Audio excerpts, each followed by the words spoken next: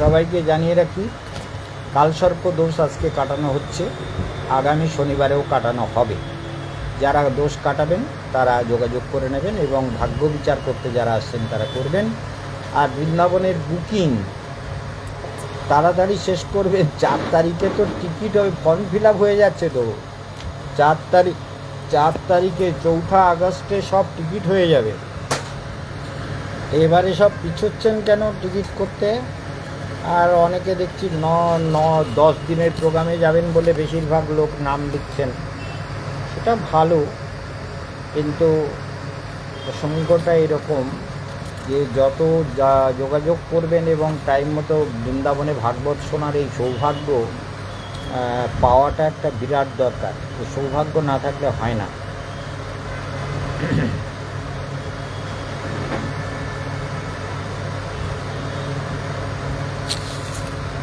আমাদের ওই দীক্ষিতা এসেছে, দীক্ষিতা না অঙ্কিতা, নামটা দীক্ষিতা মনে পড়ে যাচ্ছে। ওরা হাসিটা পুরো আমাদের দীক্ষিতার মতো, আমাদের রমার মেয়ের মতো। ওই রমা ছোটোবেলা আমার কোলে ঘুমাতো, ওর মা ছেড়ে দিয়ে স্কুলে যেত, আমার কাছে রেখে যেত। ওর বাবাও চাকরি করে, মাও চাকরি করে, মা স্কুলে যাবে, এখন ওরে আমার কাছে রেখে দিয়ে যেত। দুপুরবেলা খেয়ে দিয়ে আমার কোলে ঘুমোতো। চিন্তা করে, এখন বড় হয়ে বড় লোকের বাড়ি বউ হয়ে গেছে। হাসিটা একদম দীক্ষিতার সঙ্গে পুরো মিল একদম। দীক্ষিতা, এই জন্য তোমারে আমি দীক্ষিতা নাম দিয়েছি। সবাই শুনছে, কিন্তু লক্ষ লক্ষ লোক শুনছে যে মহারাজ কারে দীক্ষিতা বলছে। হাসিটা দেখিয়ে দিলে সবাই বুঝতে। দেখি হাসিটা ভালো করে হাসে তো, একবার হাসিটা ভালো করে দেখা হতো দেখি। এই যে এটা ভালো করে রাতগুলো দীক্ষিতার মতো হাসছে। দীক্ষিতার আবার দীক্ষিতা নাম দিয়েছে আমাদের রাধা দিদির বৌমা। রাধা দিদি ধরে গেছে তো। যাই হোক, এখন এর ভাগ্য বিচার করছি কি, প্রথমত মানসিক চিন্তাটা বেশি করো, তাই না?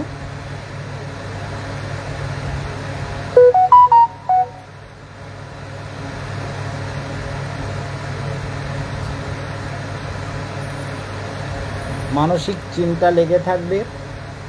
আর সাফল্য, চাকরি টাকরি পাওয়ার ক্ষেত্রে শনি বাধক, সাফল্য পেতে বাধা থাকবে।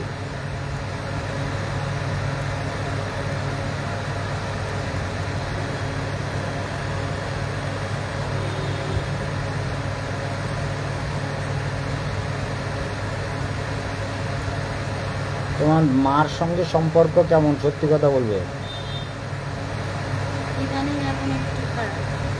মাতৃস্থান ভালো না, মাতৃভাবের কারক চলবে। 1 মাস আগে গলায় এতদিন নিয়েছি। ও তা থা এই 1 মাস হলো কথা।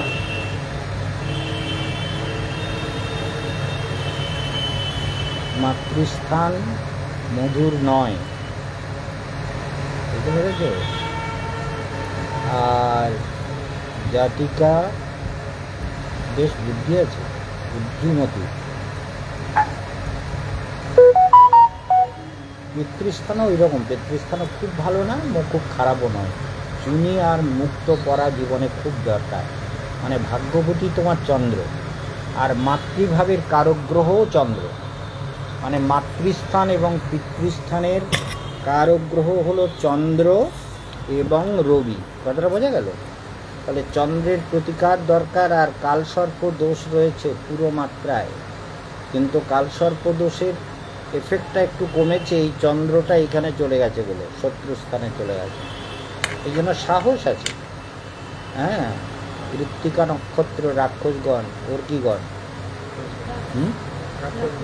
রাক্ষসগণ বলে দুজনে ভাব আছে, মোটামুটি চলছে, না হলে দুজনে ঝগড়া লাগিয়ে দিতে কায়দা মতো।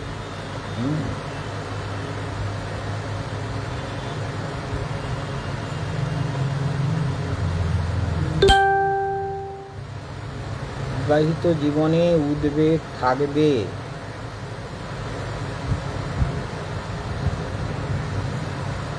ভীতু ভাব আছে, ভীতু ভাব ও আলস্য ভাব থাকবে। আলস্য ভাব আছে? মহারাজ এইসব কোথার থেকে পায় বলো তো? আলস্য ভাব থাকবে, ভীতু ভাবও থাকবে। জাতিকা বুদ্ধিমতী ভাগ্যস্থান ও কর্মস্থান মিশ্র, খুব একটা ভালো না, খুব একটা খারাপ না। কালসর্পদোষ না কাটালেও চলতে পারে, না কাটালেও চলবে, কিন্তু এই ভীতু ভাবটাগুলো যাবে না। আর আলস্য ভাব, চিন্তা, রবি মুক্ত টুক্তগুলো করতে হবে। মুক্ত আর রবি মানে চুনি, এই দুটো খুব দরকার। আর চাকরি যদি করতে চাও তাহলে বৃহস্পতি কিন্তু দশমভাবে চলে আসছে, খুব ভালো। কোনো চাকরি করতে চাইলে তুমি অবশ্যই পাবে এই সময়ে, মানে 2029 থেকে 31-এ যে কোনো প্রাইভেট কোম্পানিতে চাকরি করলে করতে পারবে। এটা শুভ সময়, জীবনের উত্তম সময় এইটা।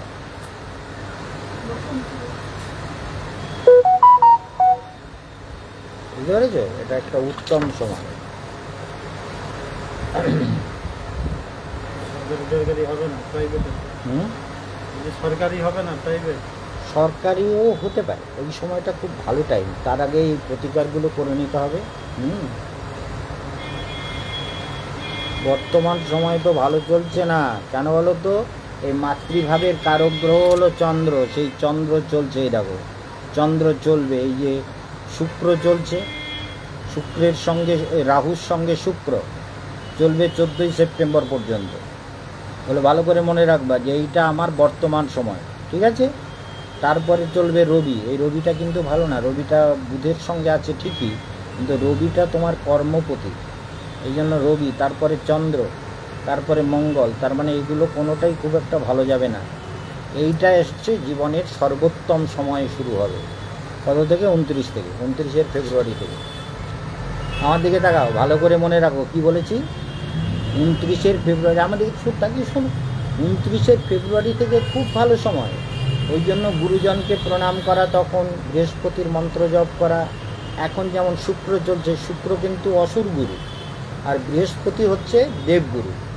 তাহলে বৃহস্পতি এখন শুক্রের মন্ত্র জপ করবে। এখন একটু আলস্য ভাব বাড়াচ্ছে, একটু যেন পারিবারিক ক্ষেত্রেও দুজনের মধ্যে মাঝে মাঝে গরমিল একটা দেখা দিচ্ছে। বুঝতে পেরেছ?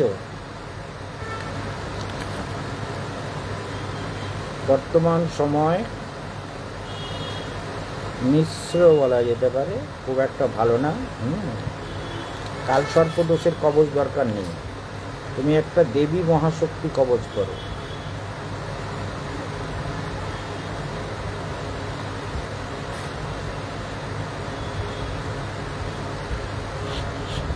আর প্রতিকার হিসেবে কার প্রতিকার করতে হবে? তোমার ভাগ্যপতি হচ্ছে চন্দ্র, সেটা কিন্তু পুরো ডিস্টার্ব হয়ে আছে। আর কর্মপতি হচ্ছে রবি, সেটাও পুরো ডিস্টার্ব হয়ে আছে। সেই জন্য অনেক স্টোন পরার দরকার নেই, কিন্তু ভাগ্যপতি এবং কর্মপতি দুটোকে অন্তত গার্ড করবে। বুঝতে পেরেছো? এটাকে চেষ্টা করবে যে আমি সুযোগ পেলে এইটা করে নেব। বার্মিজ মুক্তা 10 থেকে 12 রতি।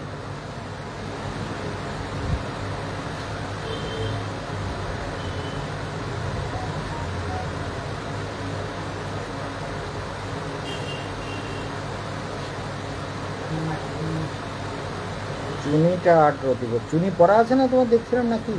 না তোমার না, কারে দেখছিলাম যেন। মানসিক চিন্তা লেগে থাকবে, সাফল্য পেতে বাধা থাকবে, শত্রুর উপর জয়ী হবে, মাতৃস্থান মধুর নয়, জাতিকা বুদ্ধিমতী, বিবাহিত জীবনে উদ্বেগ থাকবে। এটা কিন্তু পুরো কভার করছে না, কারণ এই যে কেতু আর শুক্র বিয়ের জায়গায় বোঝায়, এটা বিয়ের জায়গা। বুঝতে পেরেছো? এইটা মাঝে মাঝে দুজনের মধ্যে মনের অমিল একটু ঘটাবে, দুজনের মধ্যে একটু অশান্তির কারণ তৈরি করবে। সেই জন্য ভীতু ভাব ও আলস্য ভাব থাকবে। ভাগ্যস্থান ও কর্মস্থান মিশ্র, বর্তমান সময়েও মিশ্র। তাহলে দেখা যাচ্ছে যে দেবী মহাশক্তি কবচ আর মুক্ত আর চুনি, এই তিনটে পরে নিলে চাকরি পাওয়ার সম্ভাবনাটা আরও বেশি ভালো হবে। কারণ এই চাকরির এই জায়গাটা হলো, এটা ভাগ্যস্থান। বুঝতে পেরেছো? এখানকার অধিপতি হলো চন্দ্র, আর এটা কর্মস্থান। এখানকার অধিপতি হচ্ছে রবি, মানে চুনি করতে বলেছে ওই জন্য। এর জন্য চন্দ্র আর রবি এই দুটো করে নিলে চাকরিটা ওই সময় কিছু না কিছু চাকরিতে তুমি ঢুকে যাবে, কারণ তখন বৃহস্পতি ঢুকবে। বৃহস্পতি তোমার কর্মস্থানে খুব ভালো জায়গায় বসে আছে, বোঝা গেল? তাহলে 4 বছর পরে গিয়ে চাকরি পেয়ে যেতে পারো তুমি। এখন থেকে যোগাযোগটা করে যেতে হবে, আর এই প্রতিকারগুলো নিয়ে নিতে হবে। এই মুক্ত, চুনি আর কবচ, এই 3টে। এটার দাম এখন তো 3200, পরে কি বাড়বে কিনা জানি না। আর মুক্তটা ধরো প্রায় 18,000 টাকা পড়বে, আর এইটা 14,600 টাকার মধ্যে হয়ে যাবে, ঠিক আছে?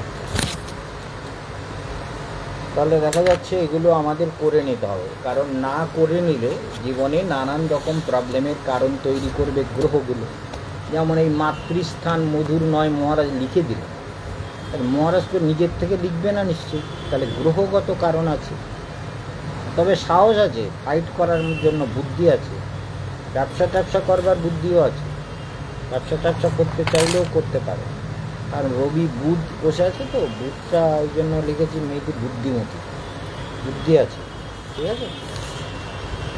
যাই হোক, এখন আমাদেরকে চেষ্টা করতে হবে যে প্রতিকারগুলো করে নিয়ে চলতে, কারণ প্রতিকার না করলে একটা জিনিস আমি লিখেছি না, সাফল্য পেতে বাধা থাকবে, একটা জায়গায় লিখেছি। কেন? শনির জন্য। শনিটা তৃতীয় বসে আছে বলে যতটা সফলতা আমরা চাই ততটা পাই না, শনি যদি তৃতীয় থাকে। এটা একটা প্রবলেম। মিষ্টি খাবে? মিষ্টি তুমি কি খাবে? একটু চানাচুর বিস্কুট খাবে তো? অনেক চানাচুর কেন খাবে না?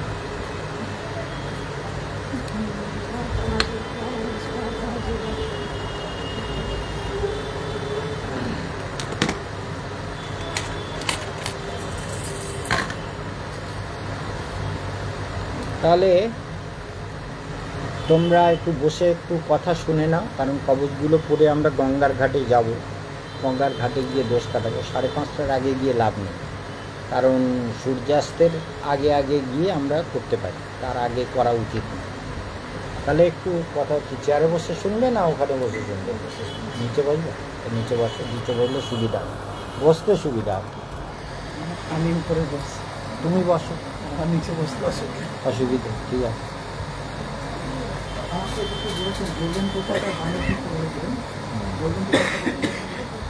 ওই রকমই, ওই 5,500 টাকার মতো পড়বে। বার্মেজ মুক্তাটা 12 রতি হলে 18,000 টাকার মতো পড়বে, 12 থেকে 14, 1,500 টাকা রতি পাবে। তার দামি জিনিস, 1,500 টাকা রতি।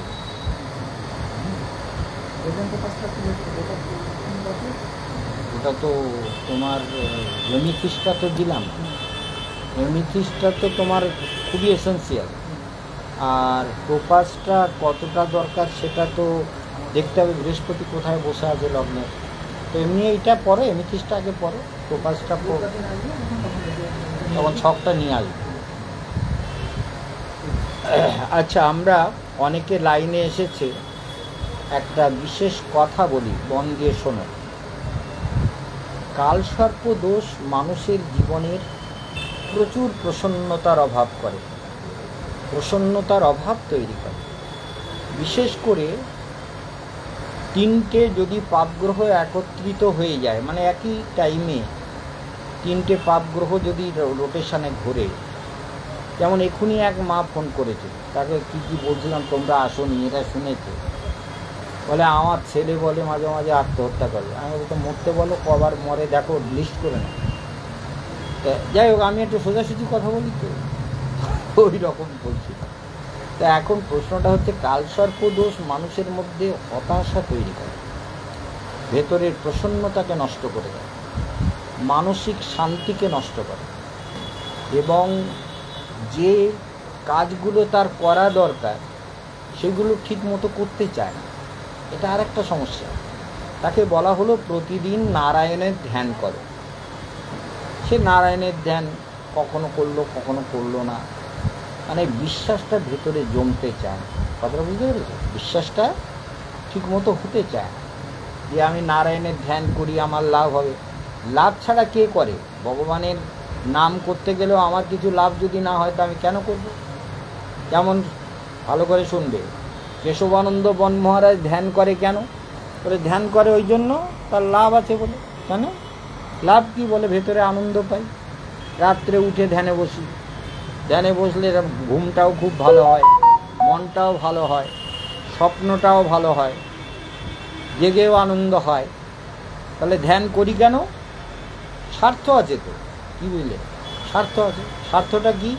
বলে আমি ছোটোবেলার থেকে সংসার ছেড়েছি, অনেক ছোটোবেলা, তখন থেকে সাধনা করে আসছি। এখন বুঝে গেছি যা পাওয়ার সব সাধনা করে পেতে হবে। যা ভাগ্যে আছে সেগুলো ভাগ্য দেবে, আর যেগুলো ভাগ্যে নেই সেগুলো সাধনা করে পেতে হবে। কি বুঝেছ? যেগুলো ভাগ্যে নেই সেগুলো সাধনা করে পেতে হবে। যদি আমরা সাধনা করার প্রতি আলস্য করি তাহলে আমার মানে তিনটে প্রতিকার হয়। একটা হচ্ছে ভৌতিক প্রতিকার, যেমন আমাদের অঙ্কিতাকে বললাম যে একটা চুনি করো, একটা মুক্ত করো। কেন বললাম? এগুলো ভৌতিক প্রতিকার, মানে প্রকৃতি, মানে এই পঞ্চভূতের দ্বারা একটা রত্ন পাহাড়ের মধ্যে বা খনিতে আস্তে আস্তে ডেভেলপ করেছে প্রকৃতির সংমিশ্রণে। সেই কালারটা ঋষিরা আমাদের বহু হাজার হাজার বছর আগে বলে গেছেন যে রবির এই কালার, মঙ্গলের এই কালার। সেগুলো বৈজ্ঞানিকরা এখন বলছে হ্যাঁ এটা এরকম কালার। বুঝতে পেরেছ? তাহলে ঋষিরা যা বলে গেছেন সেটা চিরসত্য, এবং সেই অনুযায়ী কথাটা বুঝতে পারছো? যেমন মঙ্গলের মাটি বলছে লাল, মঙ্গলের প্রবালটাও লাল। তাহলে এইটার মাধ্যমে ওই মঙ্গল গ্রহের যে একটা কালার সেটা আমরা শরীরে ফুলফিল করতে পারি, ফিল আপ করার জন্যই এটা করা হয়। ঠিক আছে? তাহলে মঙ্গলের একটা শুভ প্রভাব পেতে গেলে মঙ্গলের গ্রহের মন্ত্র জপ করলেও একটা প্রতিকার হয়। যেমন আজকে শনিবার, শনিবারটা কিন্তু শনির জন্য খুবই গুরুত্বপূর্ণ। বাড়িতে যখনই পৌঁছাও আজকে, যে বাড়িতে সারা বাড়িতে ধুনোর ধোঁয়া দেবে, বুঝতে পেরেছো? ধুনো আছে তো, ধুনোর ধোঁয়া জ্বালিয়ে ঘরে বাইরে বাথরুমে সব জায়গায়, রান্নাঘরে টরে সব জায়গায় দেবে। দিলে কী হবে? মনটা ভীষণ ভালো লাগবে। দেখবে শনি মন্ত্র জপ করতে করতে ওং শং শনিশ্চরায় নমঃ, ওং শং শনিশ্চরায় নমঃ, প্রতিদিন এটা করবে। তোমাকেও বললাম, তুমিও করবে, এরাও করবে। শনিবারে সর্ষে তেল ছাড়া নিরামিষ খাবে। শনিবারের দিন মাছ মাংস এরা তো খাই না, এরা ছোটোবেলা থেকে খায় না। এর মা আমাদের তো ভীষণ আপনজন ছিল, ওর মাটা মরে গেছে, ছেলেটাকে ছোটোবেলার থেকে ভালোবাসি, তাই এরা তো এখনও খায় না।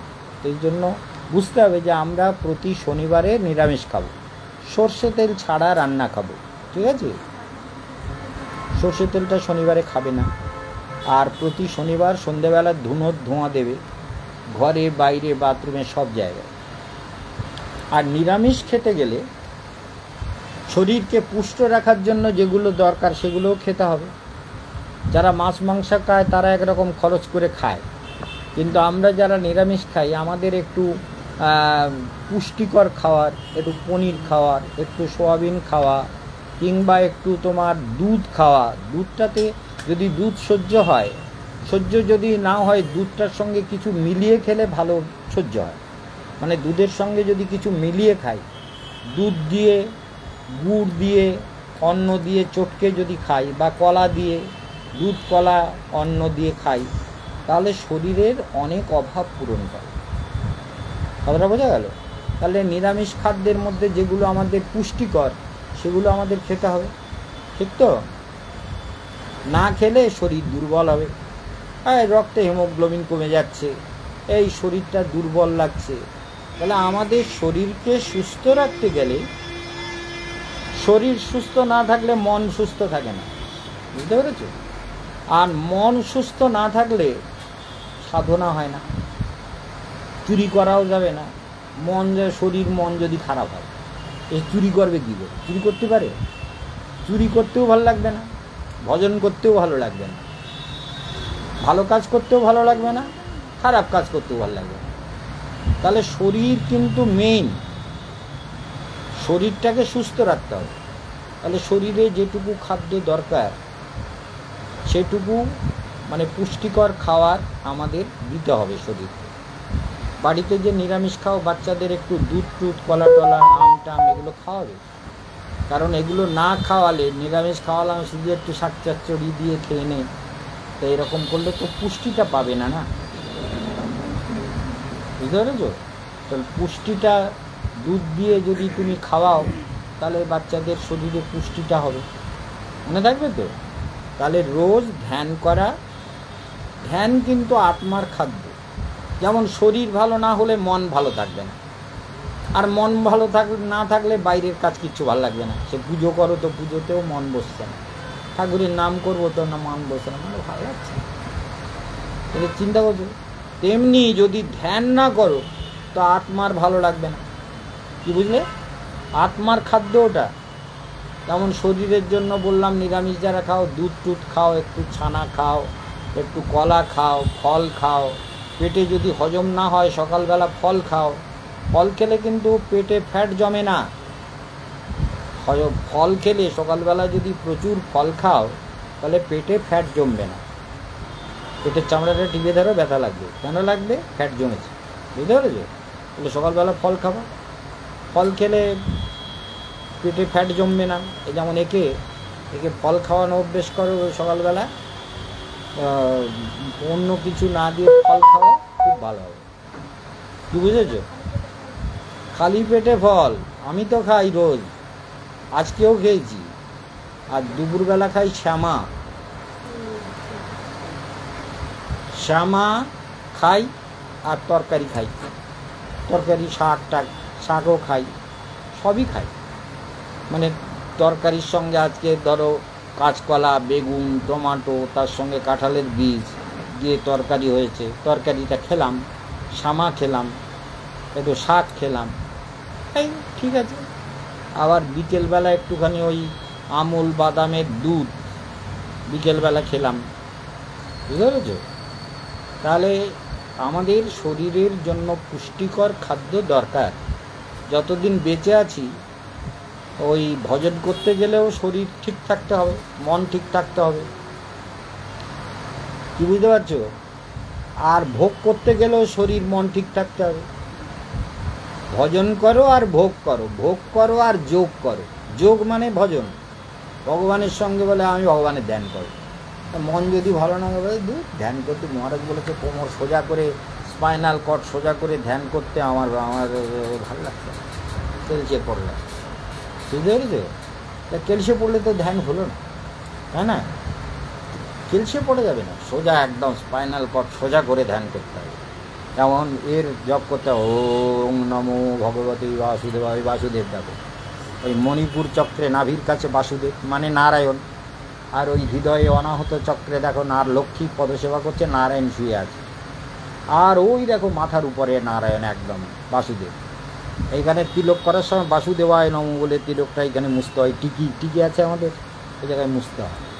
তাহলে এখানে বাসুদেব, এখানে বাসুদেব, এখানেও বাসুদেব। বাসুদেব মানে নারায়ণ, শঙ্খচক্র গদাপদ্মধারী নারায়ণ। তাহলে নারায়ণকে বলে তুমি ধ্যান করবা, আমি করবো না, মহারাজ আমারে বলিনি, এরম ভাবে নাকি? কি তুমি হাসছো কেন? এই হাসলে হবে না, হাসলে তোমাকেও ধ্যান করতে হবে। ধ্যানটা সবার আত্মার খাদ্য, কি বুঝলে? তাহলে শরীরের খাদ্য যেমন মহারাজ বলছেন পুষ্টিকর খাদ্য খেয়ে শরীরকে ঠিক রাখতে হবে, তেমনি আত্মাকে ভালো রাখতে গেলে আত্মার ধ্যান করতে হবে। কি বুঝলে? আত্মার ভেতরে শান্ত ওম নমো ভগবতী বাসুদেবায়, এই ধ্যান করার সঙ্গে সঙ্গে একটা অদ্ভুত আলো দেখতে পাচ্ছি। কীরকম জানো? ওই তিরুপতি বালাজির যে মন্দির আছে, ওই মন্দিরটা সাদা একটা মন্দির দেখতে পাচ্ছি, সাদা, এখান থেকে সঙ্গে সঙ্গে উঠে গেছে। কারণ ধ্যান করতে করতে স্বভাবটা ওইরকম হয়ে গেছে। কিছু না কিছু আজকের রাত্রে ধ্যানে স্বপ্নে দেখছিলাম, সকালবেলা মনোরঞ্জন ঘর মুছে তাকে বললাম যে আমি স্বপ্নে দেখলাম একটা বাড়িতে গেছে, ভক্তের বাড়ি, আর দেখছি সেখানে মন্দির, বিরাট মন্দির। আমি বললাম সে আবার আমার গুরু ভাই রাধাপদ তার নাম ছিল, তার নাম রাধাপদ, তার বাড়ি বসিরহাট, বৈদ্যনাথ পণ্ডিতের ছেলে, বৈদ্যনাথ পণ্ডিত মশাই ছিলেন, পণ্ডিত মশাই। তো সেই পণ্ডিত মশাইয়ের ছেলে হচ্ছে রাধাপদ প্রভু, আমাদের গুরুদেবের খুব প্রিয় ছিল। তা ওই রাধাপদ প্রভুদের বাড়ি গেছি। রাধাপদ প্রভু বলতে আসুন মহারাজ আসুন। আমি বলে কোথায়? বলে এই তো আমাদের বাড়ি। বলে আপনাদের বাড়িতে তো কোনো দিন মন্দির দেখিনি, অনেকবার গেছি সে বাড়িতে। তো দেখছি মন্দির, প্রচুর মন্দির, অনেক বড় বড় মন্দির। তো সেখানে সে ডেকে নিয়ে যাচ্ছে। তো গলি দিয়ে ঢুকেছি, ঢুকে আমি বলি ঠিক আছে, তাহলে আরও 2 জায়গায় যাওয়ার কথা, তো সেখানে প্রোগ্রাম হবে, বক্তৃতা হবে, যেন আপনার বাড়ি বসে থাকলে হবে না। তাহলে আমি একটুখানি বসলাম, ঠিক আছে আপনি ডাকলেন, মন্দিরটা খুব ভালো হয়েছে, বেশ ভালোই ব্যবস্থা হয়েছে। এই বলে ওখান থেকে বেরিয়ে সোজা আর এক বাড়ি গেছি। সেখান থেকে আর একটা ছেলে ছিল আমার সঙ্গে, কালো মতো একটা ছেলে। সে দেখি আমার মালপত্র সেই বোঝা সব বলছে। এই চল, সব কাপড় চোপড় নে, হাঁট চল, তো ওইখানে যেতে হবে, হরিকথা হবে, কাপড় চোপড় নে। এই হচ্ছে। তাহলে স্বপ্নটাও সুন্দর হয় যদি ধ্যান করি ভালো। কি বুঝেছ? শুধু হাসিটা ভালো হবে না, স্বপ্নটাও ভালো হবে। কি বুঝেছ বলো? স্বপ্নটাও ভালো হবে, স্বপ্ন। হ্যাঁ,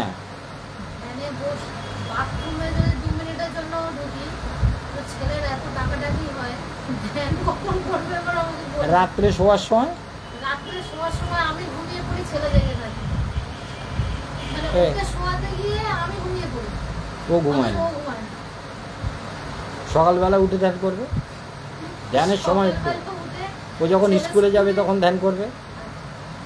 ধ্যানের টাইম বের করতে হবে। আমার টাইমের কোনো ঠিক নেই তো। হ্যাঁ, যখন খুশি। এই যে এক্ষুনি আমি চোখ বন্ধ করলাম, তো ধ্যানে আমি একটা অদ্ভুত রূপ দেখলাম। কেন? প্রচুর স্বভাব হয়ে গেছে ধ্যান করা, সেখানে একটা কিছু অদ্ভুত চিত্র ভেসে ওঠে। তুমিও যদি স্বভাব হয়ে যায় ধ্যান করা, বলে মহারাজের মতন স্বভাব আমার হবে, বলে হতে হবে।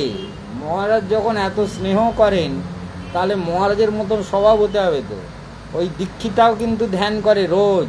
ওর রাহু এসছিল, ওকে বলে যে প্রতিদিন তুমি রাহুর টাইমে কী করবে? তিল আহুতি দেবে। ওং রাহবে সোহা, ওং রাহবে সোহা, ওই দীক্ষিতাকে বলে দিয়েছিলাম। ওর মা আমাকে ছাড়া জানেই না, আমি যা বলবো ওর মা তাই করবে। আর হাই স্কুলের টিচার, এখনও রিটায়ার হয়নি, ওর বাবাও রিটায়ার হয়নি। সবাই পয়সা কামাচ্ছে, ভাইটা ইঞ্জিনিয়ার হয়ে গেছে। আর ও অনেক কিছু পড়াশোনা মানে পড়ে MA তো করেছেই, তারপরে কী সব করেছে, MBA, MA, অমুক তমুক ইত্যাদি করেছে, তারপরে BT এইসব। তা ওর চাকরি, ওর শ্বশুরবাড়ি বিরাট ধনী লোক, কোটি কোটি 12 টাকার মালিক। তারা চাকরি করতে দেয় না ওদের। তা ওর চাকরি বলছে ঠিক আছে, তোমার ইচ্ছে হলে ভালো চাকরি পেলে করো, কিন্তু ওই মানে ওদের দরকার নেই আর কি। ওর ছেলেও খুব বড়, ওর স্বামীও খুব বড় চাকরি করে। এই জন্য কী করতে হবে? তাহলে ধ্যান করতে হবে। ওর রাহুর টাইমে খুব টেনশন হচ্ছিল। বললাম এই মেয়ে, শ্বশুরবাড়িতেও রোজ একটা লোহার ওই মশলার কড়াই, যেটা করতে মিস্ত্রিরা কাজ করে, ওর মধ্যে আগুন জ্বালিয়ে তিল আহুতি দেবে। প্রতিদিন রাহুর মন্ত্র জপ করে আহুতি দেবে। তোমারও এখন রাহু চলছে, কিন্তু রাহুর সঙ্গে একটা সময় চলছিল খুব খারাপ। এই কেতুর আগে 23টা খুব খারাপ গেল মনে হচ্ছে। 23টা কেমন গেছে? 22-23 মনে নেই। আরে 2 বছর আগে মনে নেই, 1 বছর আগে, যাই হোক। এখন তো বেশি খারাপ। হ্যাঁ, এখনই বরঞ্চ বেশি খারাপ যাচ্ছে। এখন ওই শুক্র চলছে, তো ওই জন্য পারিবারিক অশান্তিটা হচ্ছে। শুক্র কেতু এক জায়গায়, এটা ভালো না। শুক্র আর কেতু বিবাহ স্থানে বসে আছে, বুঝতে পেরেছে? সেই জন্য আলস্য ভাবটাকেও বাড়াচ্ছে। সেই জন্য আমাদের এগুলো মনে রাখতে হবে যে আমরা যেন, যেমন শুক্রের মন্ত্র বইতে আছে, শুক্রের মন্ত্রটা জপ করবে। এই যেমন প্রতিদিন নারায়ণ মন্ত্র জপ করবে, তুমিও করবে। নারায়ণকে এখানে, এখানে আর এইখানে 3 জায়গায় ওম নমো ভগবতী বাসুদেবায় বলে। ছেলে যখন চলে গেছে, এই ফাঁকে কায়দা মতো মোবাইল দেখি। তাহলে কায়দা মতো মোবাইল দেখলে তো ধ্যান হবে না। কী বুঝলে? ওর ছেলে নেই বলে ধ্যান বাদ দিয়ে মোবাইল দেখলে হবে? তাহলে ধ্যানটা বলে এই সময়টা আমি একটু ধ্যান করি, শান্ত হয়ে, স্পাইনাল কর্ড সোজা করে, তলপেটটাকে টেনে রাখতে হয় ধ্যান করতে গেলে। তলপেটটাকে টেনে এরকম।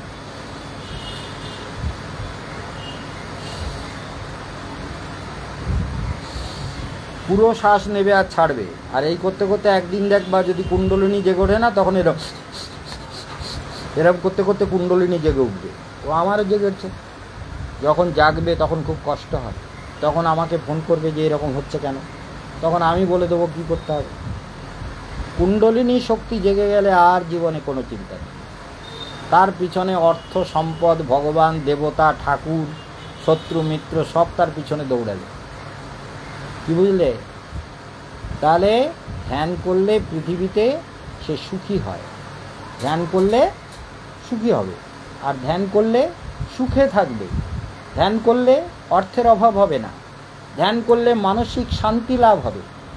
ধ্যান হচ্ছে মানবের আত্মার পুরো খোরাকি। আর আত্মা শক্তিশালী হলে মন শক্তিশালী হবে, মন শক্তিশালী হলে বুদ্ধি শক্তিশালী হবে, বুদ্ধি শক্তিশালী হলে ইন্দ্রিয়গুলো শক্তিশালী হবে। যাদের চোখের রোগ আছে তারা এই জায়গায় যদি টিপতে থাকে, এই জায়গাটা দেখে নেন, এই জায়গায় যদি এরকম করে 200 বার এরকম চাপ দেওয়া যায়, 1 2 3 4, এই বুড়ো আঙুলের মাথাটা যদি 200 বার চাপ দাও সকাল যখনই ফাঁক পাবে, তাহলে চোখের রোগগুলো কমে যাবে। আমি তো বিনা চশমাতে সব লিখছিলাম, সব বলছি, সবই করছিলাম, জানো আমার চোখ খারাপ হয়ে গিয়েছিল, এই করে করে কমে যাবে। এই করলে চোখ ঠিক হয়ে যাবে, সবার ক্ষেত্রে হবে, সবার এইরকম করতে করতে চোখ ঠিক হয়ে যাবে। এই বুড়ো আঙুলের দুটো মাথাকে চাপ দেওয়া ছেড়ে। ধ্যান করার নিয়ম ওই যে মূলাধার থেকে মাথা পর্যন্ত যে দেবতারা আছে তাদের ধ্যান করার বইতে বলা আছে, তো বইটাতে সব আছে। ধ্যান 4 প্রকার, সব কোন কোন ধ্যান কোথায় করতে হবে। হ্যাঁ, শরীর যত ধ্যান করবে তত ভালো থাকবে। আর বৃহস্পতি এলে চাকরিও হবে, আর পয়সাও হবে, আর অনেক কিছু হবে, বুঝতে পেরেছো? তাহলে বৃহস্পতি আসার আগে এখন শুক্র চলছে, শুক্রের মন্ত্র জপ করো। খুব বাজে টাইম চলছে, কিন্তু শুক্রটা পারিবারিক ক্ষেত্রে অ্যাডজাস্টমেন্টের একটা অভাব হচ্ছে। বইতে বই আছে না, বই নিয়ে গেছো না সেদিন? হ্যাঁ,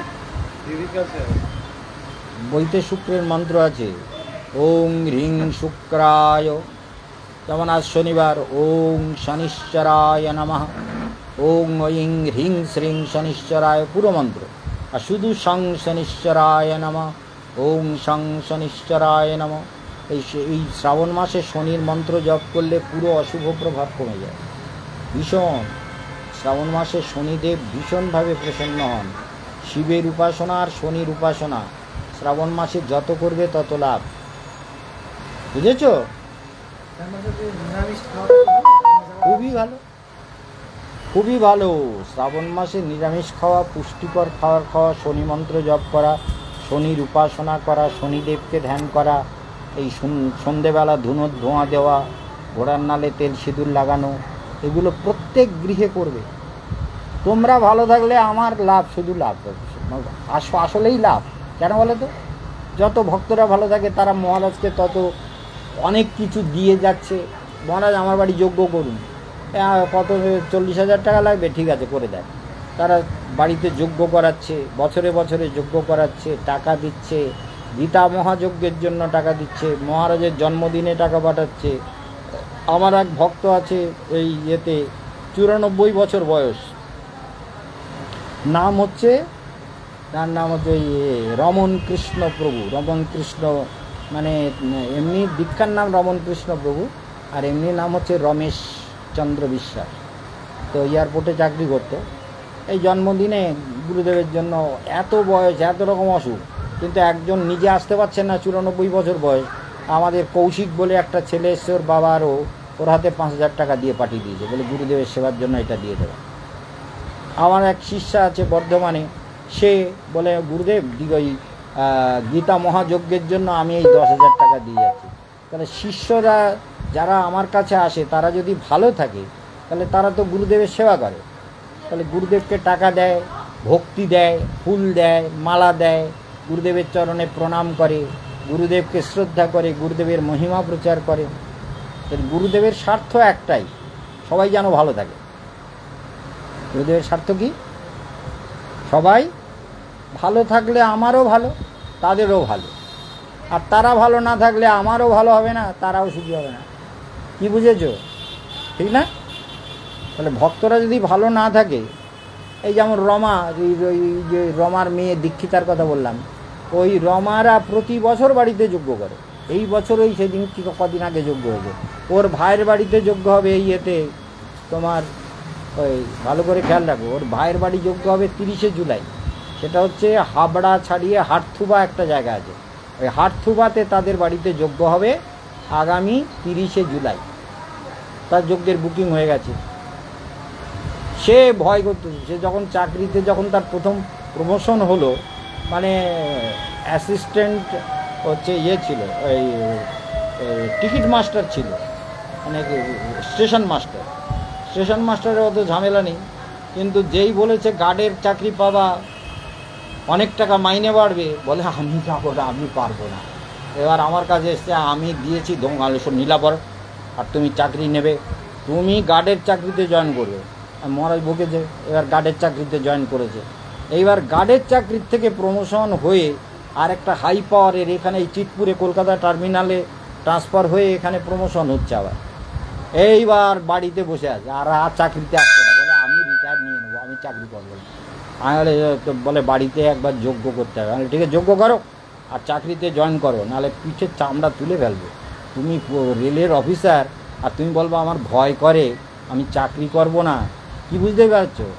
তাহলে ভক্তদেরকে ভালো রাখতে হবে আমার, ভক্তরা ভালো না থাকলে সেবা করবে কে? এই ভক্তটা যদি এখন ধ্যান করে, তুমি তো মনে করে দেওয়া, তাহলে কই তুমি ধ্যান করছো? রাত্রিতে ধ্যান করে ঘুমাও, সকালে ধ্যান করে ওঠো, আর প্রতি শনিবারে নিরামিষের সর্ষে তেল ছাড়া খাবার খাও, আর প্রত্যেক দিন ধ্যান করো, আর কবচ ধোয়া জল, যে কবচ দেবো এখন জল খাওয়াবো ঠিক ওইভাবে জল খাবে। মানে কবচটায় এরকম গলায় থাকলো বা হাতে থাকলো, কবচটা দিয়ে ওম নমো ভগবতে বাসুদেবায়।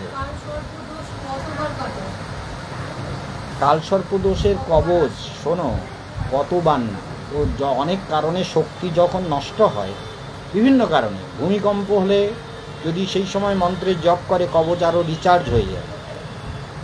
ভূমিকম্প হলে বজ্র পড়ে গেল, চমকে উঠলাম, সেই সময় যদি মন্ত্র জপ করি ওম নমো ভগবতে বাসুদেবায়, কবচ কিন্তু রিচার্জ হয়ে যাবে। ধরো কেউ মরে গেছে, আমি ভয় পেলাম ভূত প্রেত নাকি, এই তখন যদি মন্ত্র জপ করে তাহলে কবচ কিন্তু রিচার্জ হয়ে যাবে, পাওয়ারফুল হবে আরও। আর যদি ওই সব সময় ভয় পায়, উদ্বেগ পায়, ভূমিকম্পে, বজ্রপাতে, অ্যাক্সিডেন্টে, বিপদে আপদে যদি কবচের মন্ত্র জপ না করে, তাহলে কবচের শক্তি কমে যায়। সেটা 3 বছরেও কমে যেতে পারে, 5 বছরেও কমে যেতে পারে, 7 বছরেও কমে যেতে পারে। কথাটা বুঝতে পেরেছো? তার মানে কবচ তখন আবার বদলাতে হবে, তা নাহলে কবচ কাজ করবে না। মা করে নিয়ে গেছিল, এসেছিল তো, এখন কবচ পরে যে কাটাবে, তুমি মনে করে দেবা রোজ যেন ধ্যান করে কবচের নারায়ণের ধ্যান করে জল খাও, মনে করিয়ে দেওয়া, বলে স্নান করেছো, সূর্য প্রণাম করে না জল খাবে, ওম নমো ভগবতে বাসুদেবায়, ঠিক আছে? আর প্রতিদিন ধ্যান করবে রাত্রে সকালে, ঠিক আছে? ধ্যান করানো, মন্ত্র জপ তোমার দায়িত্বের মধ্যে বলে, তুমি সেটা করাবে, ঠিক আছে? তাহলে আমরা কবচটা পরিয়ে নিই সবাইকে। আর যারা বৃন্দাবন পরিক্রমায় যাবেন তারা বুকিং করে নেবেন। অনেক ভক্ত লাইনে এসছেন, আমি দেখতে পাচ্ছি আপনাদেরকে, বিভিন্ন নাম এখানে দেখতে পাচ্ছি। তো সেই জন্য শিবানী বৈদ্য টৈদ্য এরা জন্মদিনে আসেনি কেন? শিবানী বৈদ্য তুমি তো লাইনে আছো দেখতে পাচ্ছি, কিন্তু গুরুদেবের জন্মদিনেও আসোনি, গুরু পূর্ণিমাতে আসোনি। মেয়ে পিঠের চামড়া তুলবো, মনে থাকে জানো, বুঝতে পেরেছো? এই জন্য মনে রেখে গুরুদেবের কাছে মাঝে মাঝে হাজিরা দিতে হবে, এটা জানো না তুমি? এই যে সবাই ভালো থাকো, ওম শান্তি।